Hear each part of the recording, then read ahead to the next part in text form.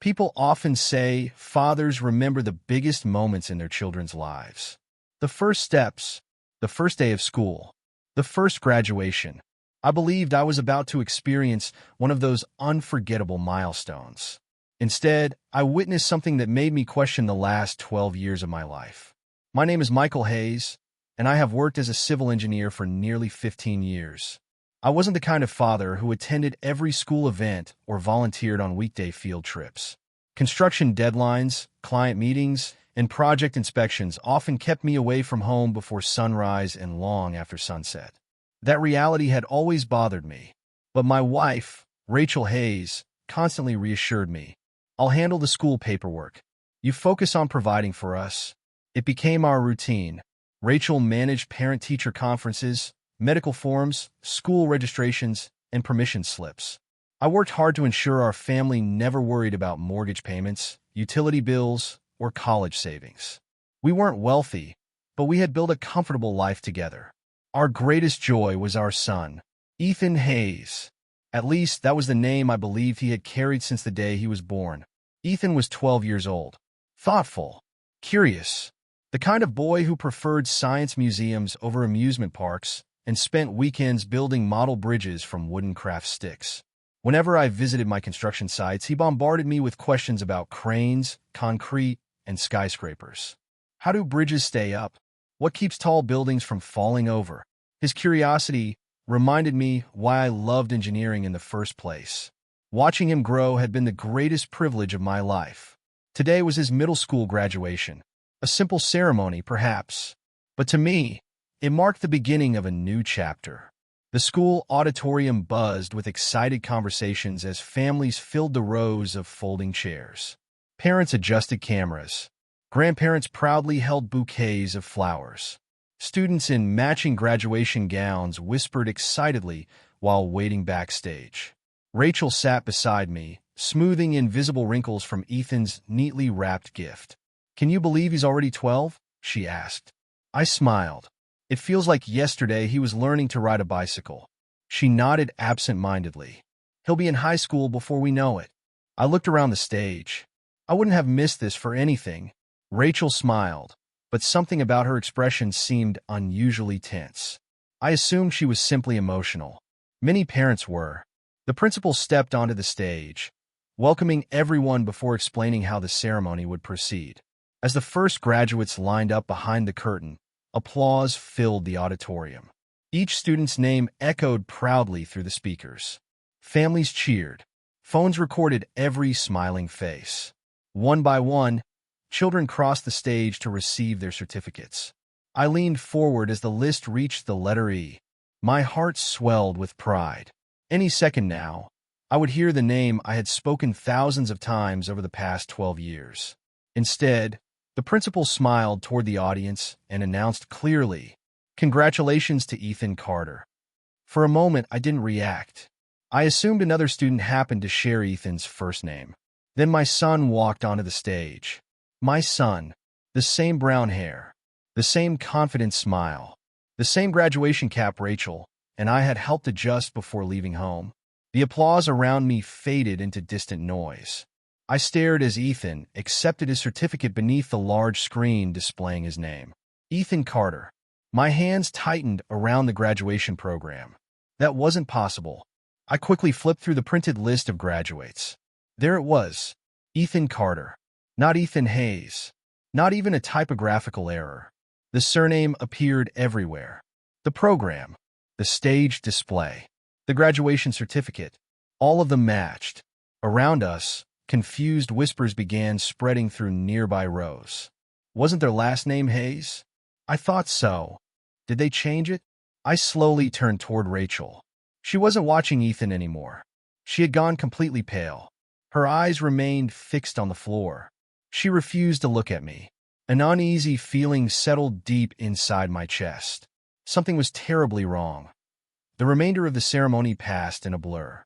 Parents around us clapped enthusiastically as each graduate crossed the stage, but I barely heard the applause. My eyes remained fixed on the graduation program resting in my hands. I read the same line again and again. Ethan Carter. There was no printing error. The surname appeared exactly as it had been announced.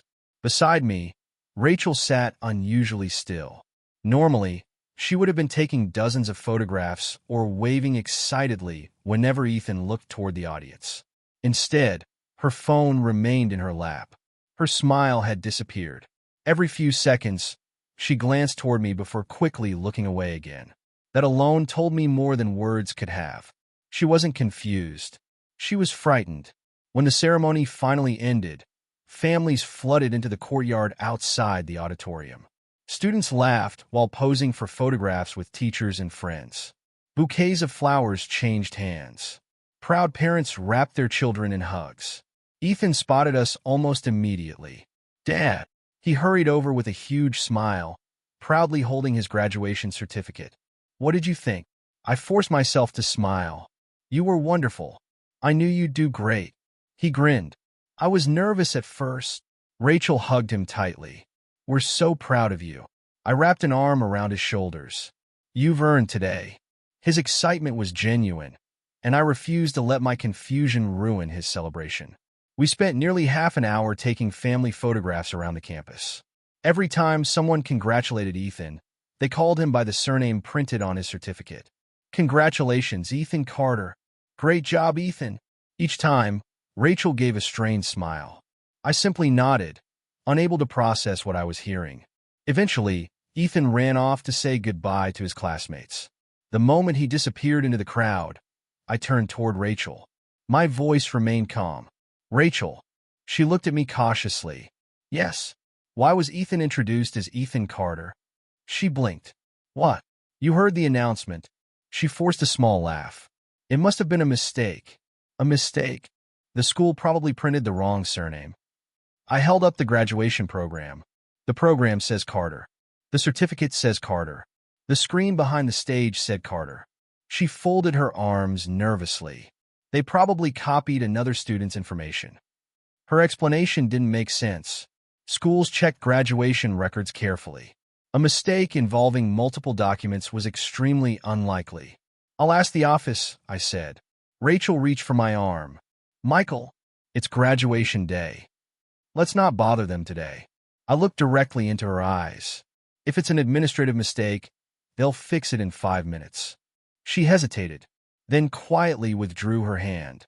The school administration office remained open while families collected final paperwork. A receptionist greeted us politely. "Congratulations on your son's graduation." "Thank you," I replied. "I think there's an error in his records." She smiled professionally. "What seems to be the problem?" "My son's surname was announced as Carter. Our family name is Hayes." She typed Ethan's student identification number into the computer. Almost immediately, her smile faded. She frowned at the screen before clicking through several files. "I'm sorry. Would you mind waiting one moment?" She disappeared into the principal's office. A few minutes later, the principal himself walked out carrying a thick student file. He looked puzzled. "Mr. Hayes?" "Yes. I understand you're asking about Ethan's surname." "That's right." He opened the folder carefully. "Our records indicate that Ethan's legal surname is Carter." I felt my heartbeat quicken. There must be some misunderstanding. I've always known him as Ethan Hayes. The principal slowly shook his head. "According to the documents we received several years ago, the surname was legally changed." He removed a certified copy of an official form from the file. The request was processed after the court approved it. My eyes moved across the page. Near the bottom was a signature. "Rachel Hayes." Only Rachel's signature. No second signature. No approval from me. No indication that I had even been informed. I stared at the document in disbelief. "When was this file?" The principal checked the date. "Almost 6 years ago." 6 years.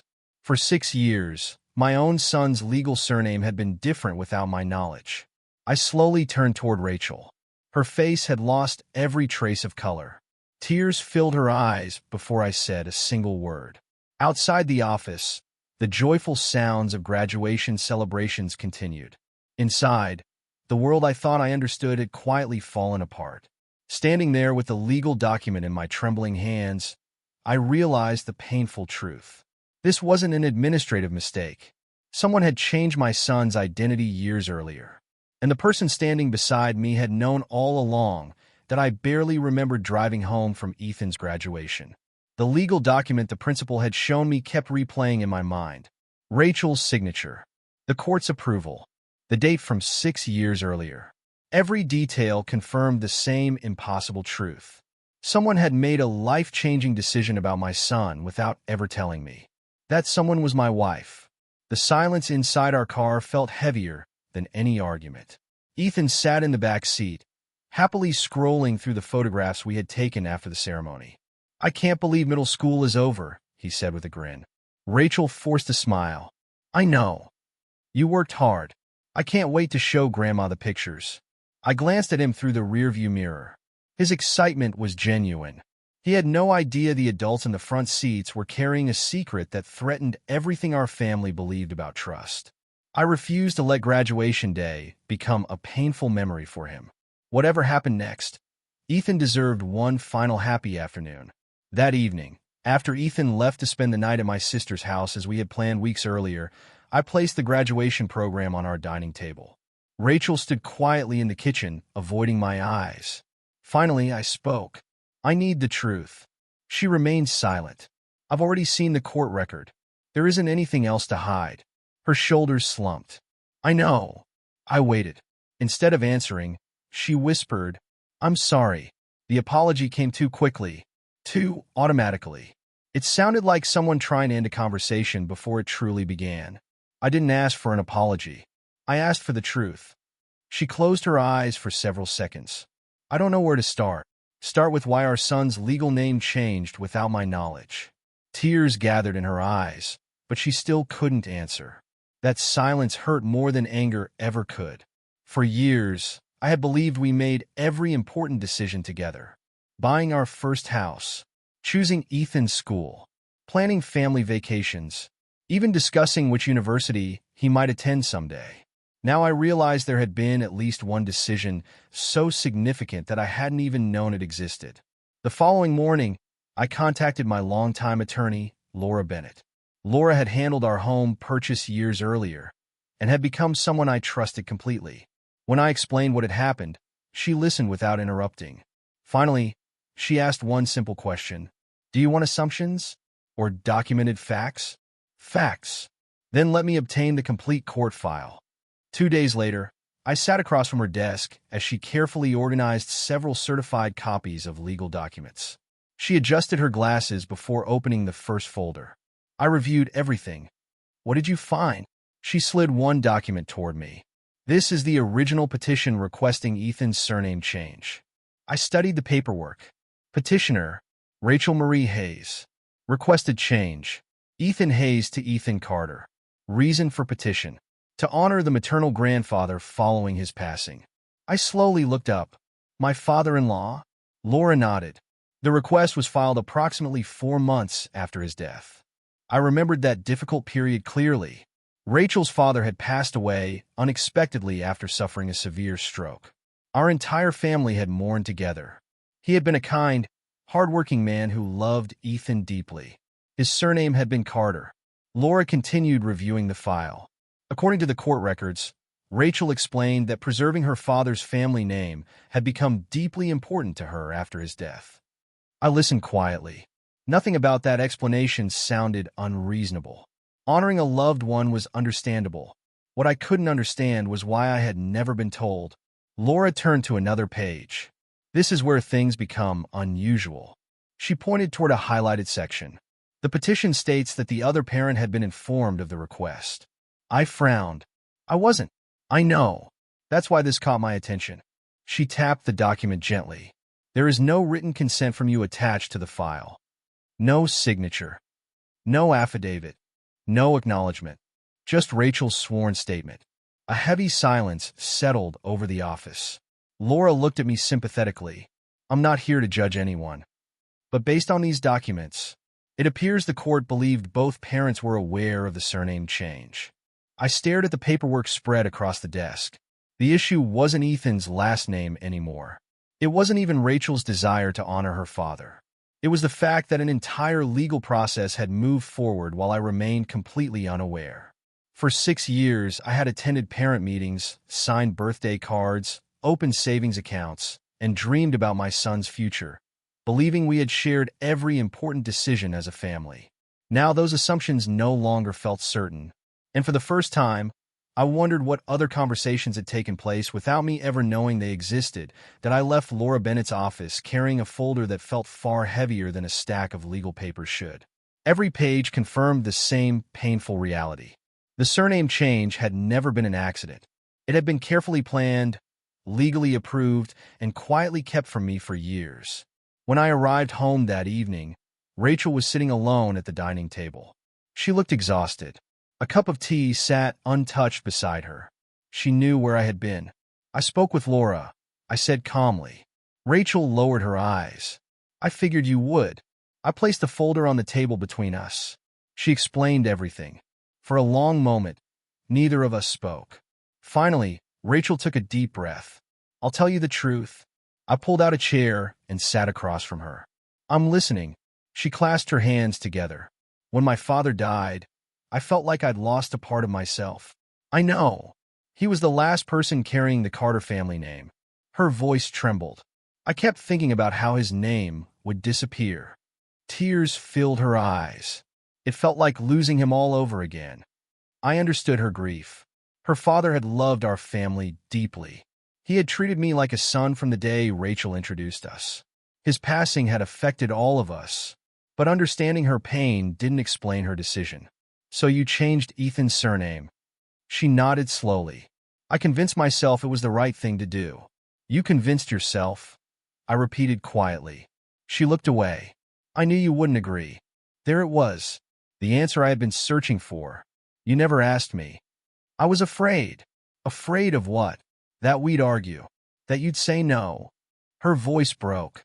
"So instead, I didn't tell you." The room fell silent. The hardest part wasn't hearing that she expected disagreement. It was realizing she had decided my opinion didn't matter enough to include me. A few minutes later, the front door opened. Ethan walked inside after spending the afternoon with my sister. He immediately sensed the tension. "Is everything okay?" Rachel quickly wiped her eyes. "We're just talking." Ethan looked at both of us uncertainly. "Is this about graduation?" I smiled gently. "Come sit with us." He took a seat beside me. "There are a few things I'd like to ask." He nodded. "When did you start using the name Ethan Carter at school?" He frowned, clearly confused. "I don't remember. I've always used it." "Didn't anyone explain why?" He shrugged. "Mom said Grandpa Carter would be proud." I thought. Both names were mine. He looked between us. "Aren't they?" Rachel covered her face with her hands. Ethan's answer made my heart ache. He hadn't hidden anything. He had simply accepted what the adults around him had told him. When the change happened, he had been too young to understand the difference between a nickname and a legal identity. To him, Carter and Hayes had simply been parts of who he was. He had never realized one name had quietly replaced the other. I rested a hand on his shoulder. "This isn't your fault." His worried expression softened slightly. "Am I in trouble?" "No, not even a little. You've done absolutely nothing wrong." He let out a relieved breath. "I was scared when you and Mom looked upset." I smiled reassuringly. "We're working through something that happened a long time ago. You don't need to worry about it." He nodded and quietly returned to his room, still looking puzzled but no longer frightened. Rachel remained silent until Ethan's bedroom door closed. I never wanted him caught in the middle. "I believe you." She looked up surprised. "You do." "I believe your reasons came from grief. But grief doesn't justify secrecy." Fresh tears rolled down her cheeks. "I know. I should have trusted you." "Yes," I answered honestly. "You should have." She stared at the family photographs hanging on the living room wall. "I thought I was protecting my father's memory. And instead, I damaged your trust." I nodded. "The surname isn't what hurts the most." She looked at me through tear-filled eyes. "It's the fact that you made one of the biggest decisions about our son alone. We always promised we'd raise him together." I believed we had. She quietly whispered, "I'm so sorry." I believed she meant every word. But apologies could not erase 6 years of silence. As I gathered the legal documents back into their folder, I realized this wasn't a disagreement about a last name. It was about something much deeper. A marriage could survive differences of opinion. It was far more difficult to survive the discovery that one partner had stopped treating the other as an equal long before either of them realized it. 3 days after Rachel confessed everything, we agreed that keeping the secret contained within our home would only create more misunderstandings. The people most affected deserved to know the truth. On a quiet Saturday afternoon, both sides of our family gathered at our house. My parents, Richard and Susan Hayes, arrived first. Rachel's mother, Linda Carter, came shortly afterward. Ethan sat nervously beside me on the living room sofa, holding one of his favorite science magazines without turning a single page. He sensed the seriousness of the meeting, even if he didn't fully understand why everyone looked so worried. The room remained silent until my father finally spoke. Michael told us what happened. He looked at Rachel with genuine confusion rather than anger. I still can't understand why none of us knew. Rachel lowered her eyes. I know. I'm sorry. My mother sighed softly. We're not upset because Ethan loves both sides of his family. We're grateful he does. She paused before continuing. What hurts is discovering that such an important decision was made without anyone talking about it. Rachel nodded quietly. I understand. For several minutes, nobody spoke. Finally, Linda Carter folded her hands together. There is something I need to admit. Every eye turned toward her. She took a slow, unsteady breath. This wasn't entirely Rachel's idea. Rachel immediately looked up. Mom. Linda gently shook her head. No. I've stayed silent long enough. Tears filled her eyes. After my husband passed away, I wasn't thinking clearly. She glanced toward the framed family photographs displayed on the bookshelf. Your father loved Ethan more than anything. He used to say hearing the name Grandpa Carter was one of the happiest parts of his life. Her voice trembled. When he died, I couldn't bear the thought of our family name disappearing. She looked toward me. I mentioned to Rachel that maybe Ethan could carry the Carter name. I told her it would keep my husband's memory alive. The room grew completely still. Rachel quietly added, I should have said no. Linda shook her head sadly. But instead, I encouraged it. I told her you probably wouldn't understand because you still had the Hayes family name. Fresh tears rolled down her cheeks. I convinced myself it wasn't hurting anyone. She covered her face briefly. I was wrong. My father leaned forward.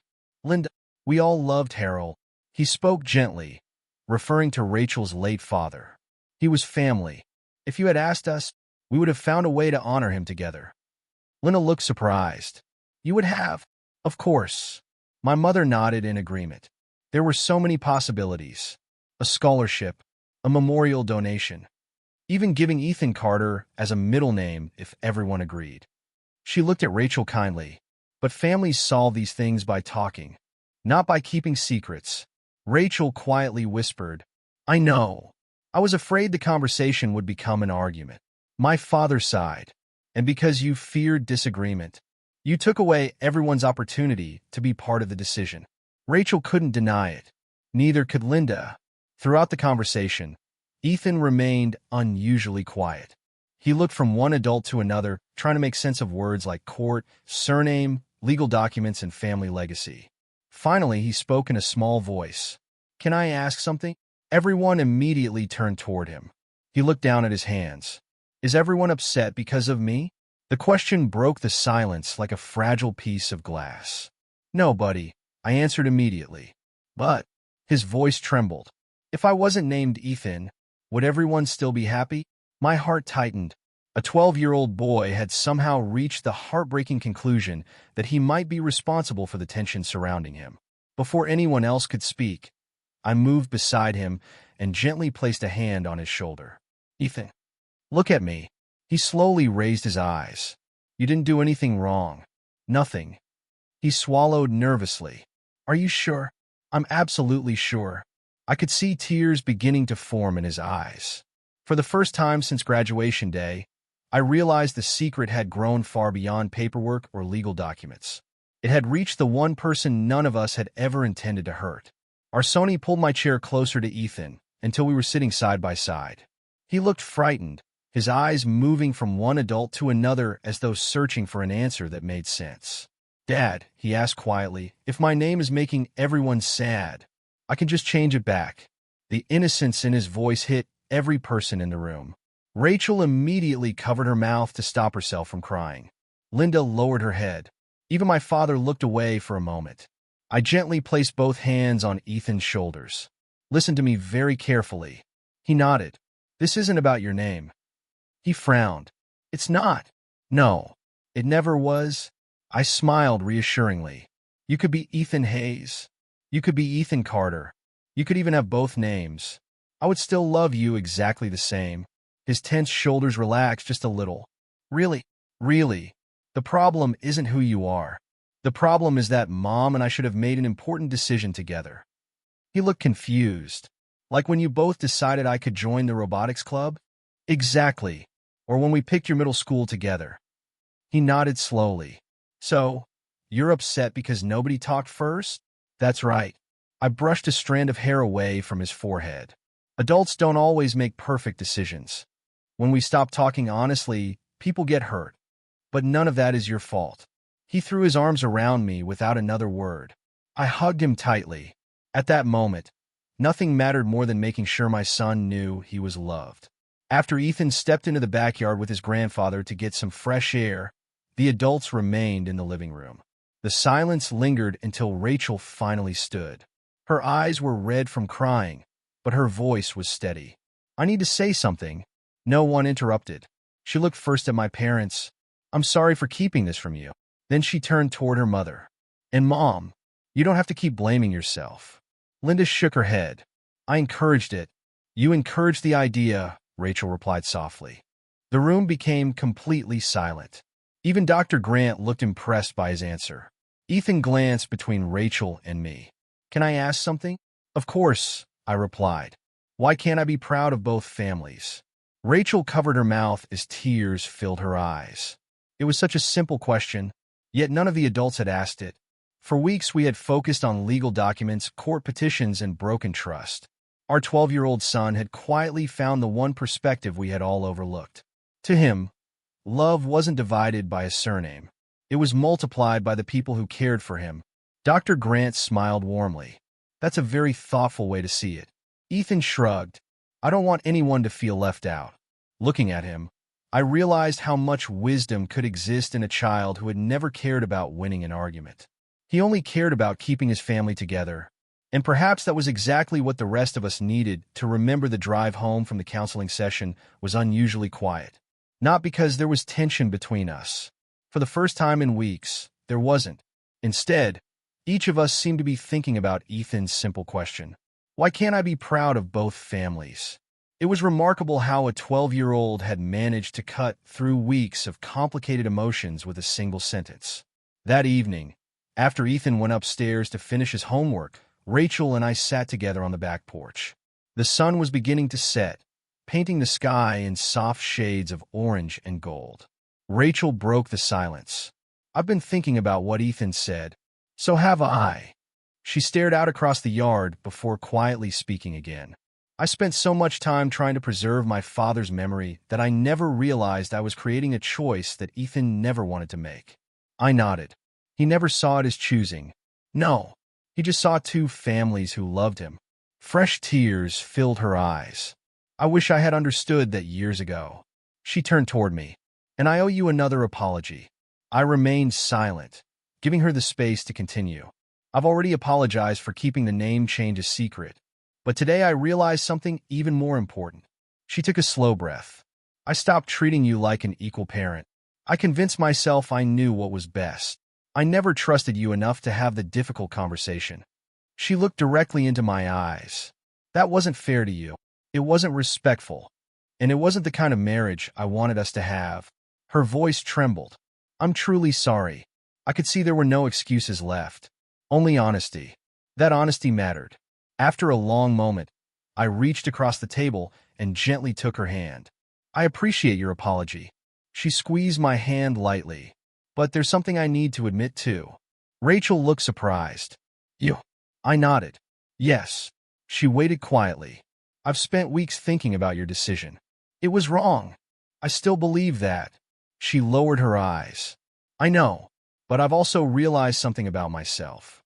For years, I told myself I was helping our family by working longer hours.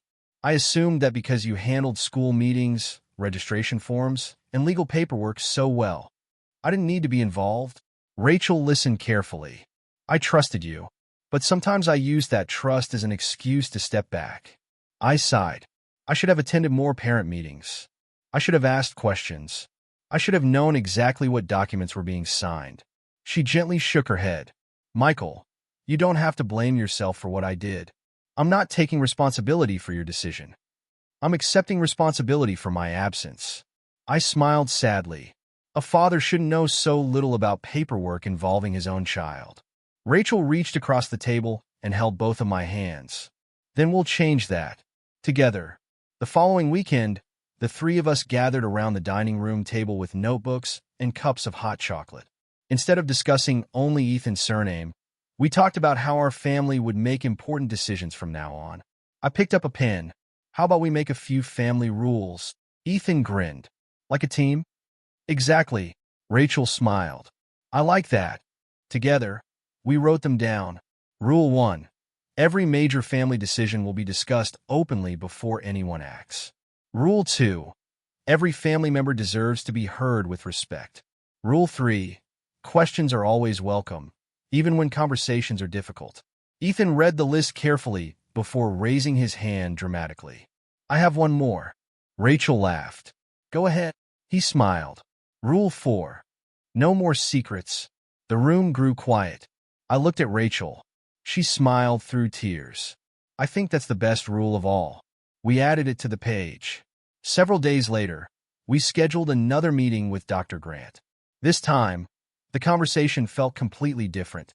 Instead of arguing over which surname was correct, we discussed ways Ethan could honor every part of his family history while taking time to decide what felt right for him as he grew older.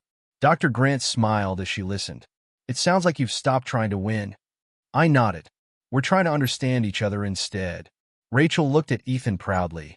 And we've learned that the person most affected deserves a voice. Ethan smiled. Thanks for waiting until I could understand. I reached over and squeezed his shoulder. This is your story too. You should always be part of it. As we left the counseling center, I realized something important. Pride had nearly convinced both Rachel and me that we each had to be right. Honesty had taught us something far more valuable. Strong families are not built by one person making perfect decisions alone. They are built when people choose to listen, admit their mistakes, respect one another's voices, and face even the hardest conversations together. For the first time since that unforgettable graduation ceremony, I felt hopeful that our family wasn't simply recovering from the past. We were finally learning how to build a better future together. But I made the decision. She looked directly at me. I was the one who signed the paperwork. I was the one who told the court you knew. I was the one who chose secrecy instead of trust. The room became completely still. She took a shaky breath before continuing. I convinced myself that avoiding one difficult conversation would protect everyone. A tear rolled down her cheek. Instead, I created years of dishonesty. She wiped away her tears. The hardest part isn't that Michael disagreed with me. It's that I never gave him the chance to agree or disagree. She looked around the room. I took away his right to be Ethan's father in that decision. No one argued with her. There was nothing left to deny. My mother reached over and gently held Rachel's hand. We all make mistakes. Rachel looked up, but not every mistake lasts 6 years. No, my mother admitted. But what matters now is whether we learn from it.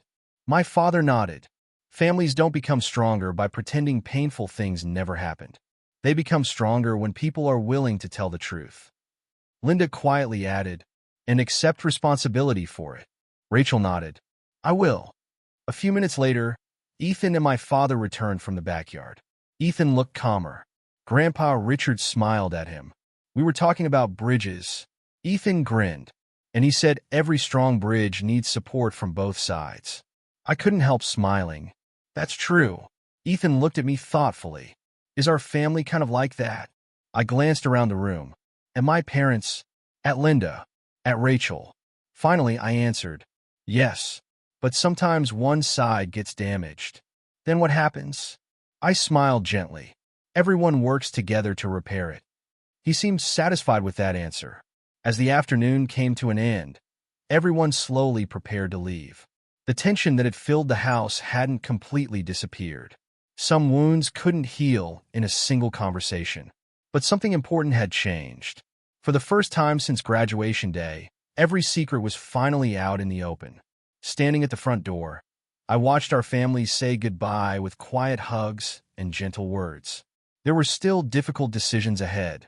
There would be conversations about Ethan's legal surname and what our family wanted to do moving forward. But those decisions would no longer be made in silence. As Rachel stood beside me, she spoke quietly. I don't expect everything to be fixed today. I nodded. It won't be. She lowered her eyes. But whatever happens next, there won't be any more secrets. I believe she meant it. Looking back on everything that had happened, I realized the painful truth everyone had finally come to understand. The conflict had never truly been about whether our son should carry the name Hayes or Carter. It had been about the trust that every family depends on, and how easily that trust can be broken when honest conversations are replaced by silence. 2 weeks after our families gathered in our living room, Rachel and I sat together in another quiet room. This one belonged to a family counseling center. Neither of us had imagined we would ever need it. But after everything that had happened, we both understood that apologizing once wasn't enough. If we wanted to rebuild our family, we had to learn how to communicate differently. Our counselor, Dr. Melissa Grant, welcomed us with a warm smile. I'm glad you're both here. Rachel nodded. So am I. Dr. Grant waited until we were settled before asking her first question. What brings you here? Rachel and I exchanged a brief glance. Finally, I answered. We're not here because we disagree about a surname. We're here because we stopped trusting each other. Dr. Grant smiled gently. That's an important distinction. She turned toward Rachel. What do you hope to accomplish? Rachel folded her hands together. I want Michael to believe that I won't make another important decision without him. Then she looked at me. And I want to become the kind of partner who talks first instead of assuming. Dr. Grant nodded thoughtfully. That's a strong place to begin. Over the next several sessions, we talked about much more than Ethan's legal name. We talked about our marriage, our routines, the habits we had developed over the years without even noticing. Rachel admitted that she had gradually become responsible for almost every school meeting, medical appointment, and legal document involving Ethan. At first, it had simply been practical because of my unpredictable work schedule. Over time, however, it became normal. Without realizing it, we had divided our responsibilities so completely that some parts of our son's life existed almost entirely outside my awareness. Dr. Grant looked at me. Michael, did you ever ask to see the paperwork? I thought about it honestly. No. Why not? I trusted Rachel. She nodded. And trust is important. But trust isn't the same as participation. Her words stayed with me. For years, I had believed I was being supportive by letting Rachel handle everything at school, while I focused on providing financially. I never considered that stepping back too far could also become a problem. One Saturday afternoon, Dr. Grant invited Ethan to join one of our sessions. She believed he was mature enough to understand the situation in an age-appropriate way. Ethan looked slightly nervous as he sat between us. Dr. Grant smiled reassuringly. Ethan, today isn't about blaming anyone. We just want to hear your thoughts. He nodded quietly. She asked gently, what does your last name mean to you? He thought for nearly a minute before answering. It reminds me of my family. Which family? He smiled. All of them. Rachel and I exchanged a surprised glance. Dr. Grant encouraged him to continue. Can you tell us more? Ethan looked toward the family tree hanging on the counselor's office wall. I loved Grandpa Carter. I remember how he taught me to plant tomatoes in his garden. Rachel smiled through tears. And Grandpa Hayes teaches me how bridges are built. He looked at me proudly. And Grandma Susan makes the best pancakes. Everyone laughed softly. Ethan continued. When I hear Carter, I think about Grandpa. When I hear Hayes, I think about Dad. He frowned slightly. I don't understand why everyone thinks I have to choose. 1 year can change a family in ways that seem impossible. 12 months earlier, I had walked into Ethan's middle school graduation expecting to celebrate a milestone. Instead, I had discovered a secret that shook the foundation of our marriage. Now, as I stood beside Rachel outside Ethan's new school auditorium, I felt something I hadn't experienced in a long time. Peace.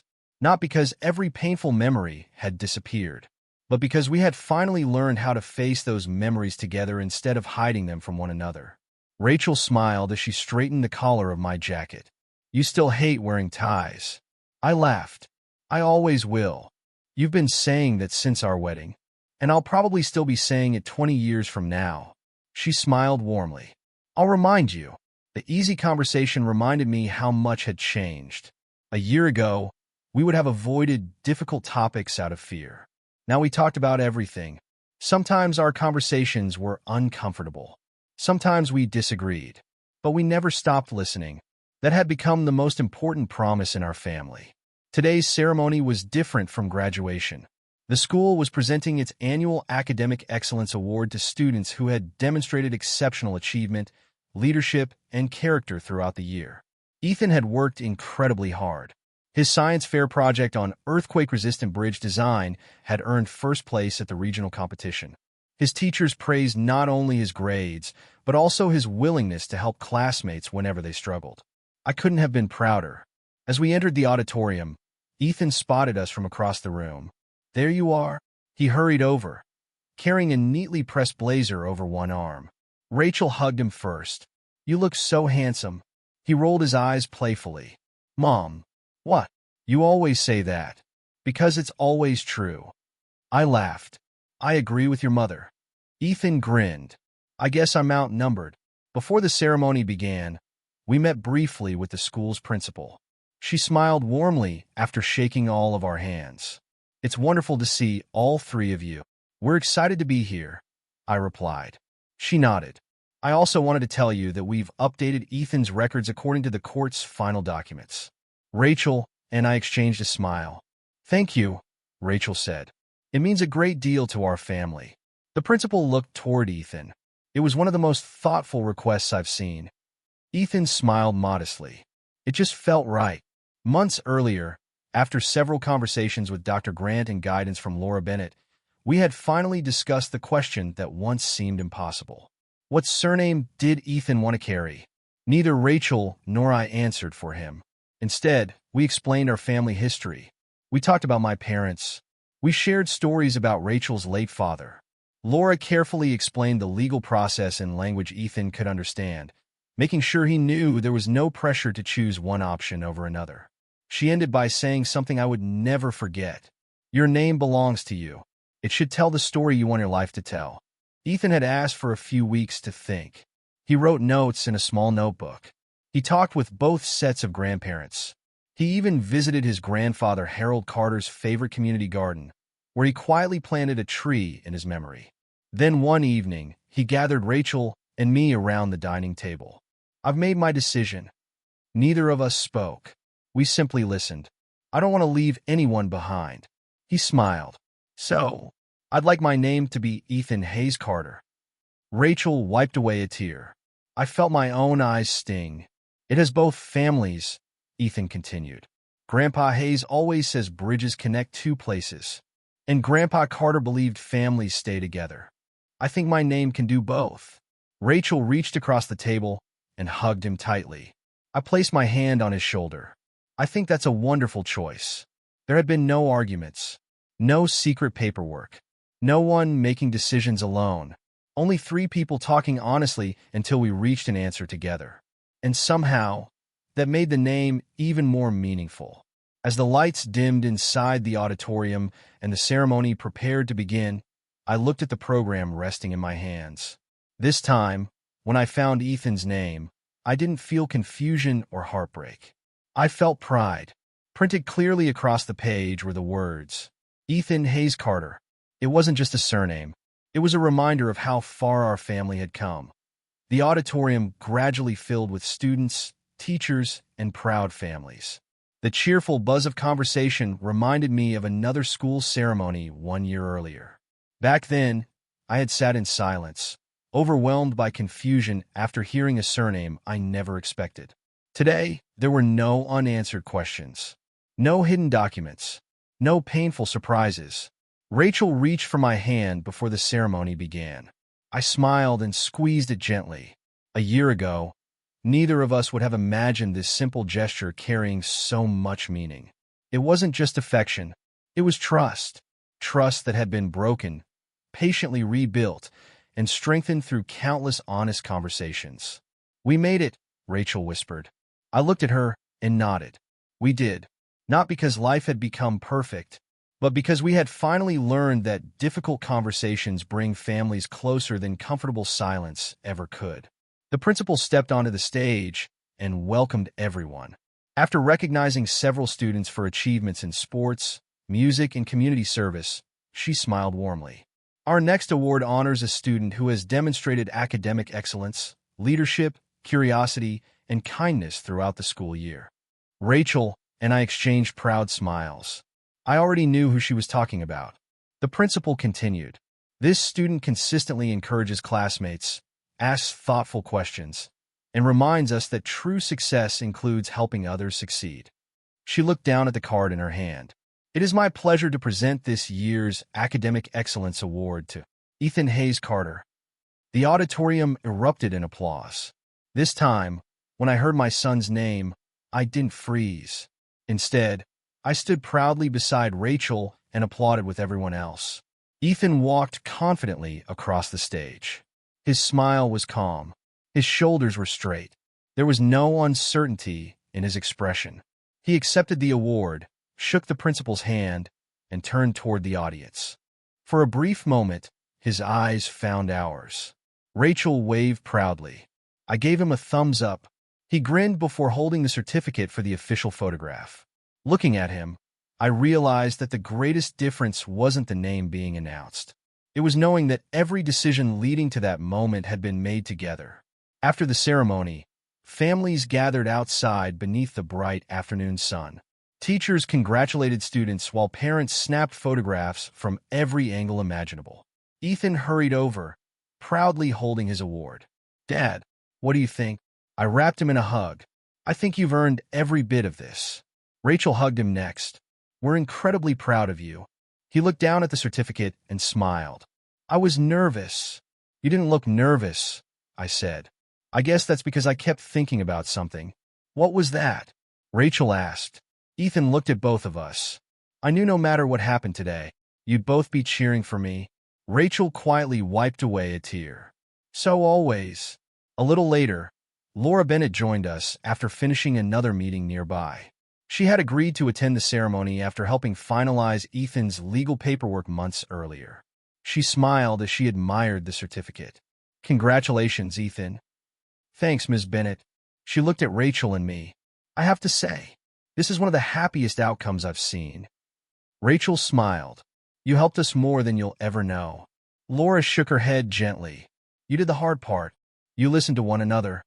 Before leaving, she turned to Ethan. "Wear your name proudly." He smiled. "I will." As the afternoon came to an end, the three of us walked slowly toward the parking lot. Ethan carried his award in one hand while holding both of ours with the other. Halfway across the school courtyard, he suddenly stopped. Rachel and I looked at him. "What is it?" I asked. He smiled. "I wanted to say thank you." "For what?" He looked from Rachel to me. "For listening." Neither of us spoke. He continued. "When everyone started asking what I wanted, I felt like my opinion mattered.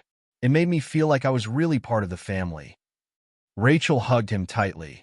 "You've always been part of this family, and you always will be." I rested my hand on his shoulder. "We should have listened sooner." He smiled. "But you listened. That's what matters." His words stayed with me as we continued walking together. Children often see the world with remarkable clarity. Ethan hadn't cared about winning an argument or proving someone wrong. He had simply wanted to be heard. Looking at my wife and my son walking beside me, I finally understood something that had taken me years to learn. A family is never defined by a single surname printed on a certificate or written on a legal document. It is defined by the people who choose honesty over pride, communication over silence, and love over fear. The graduation program that once exposed our deepest secret had changed the course of our lives. But in the end, it also led us to something stronger. Not a perfect family, a truthful one. And as Ethan Hayes Carter walked between us with confidence and joy, I knew the strongest families are never built by keeping secrets. They are built by facing difficult truths together and choosing every single day to keep listening to one another.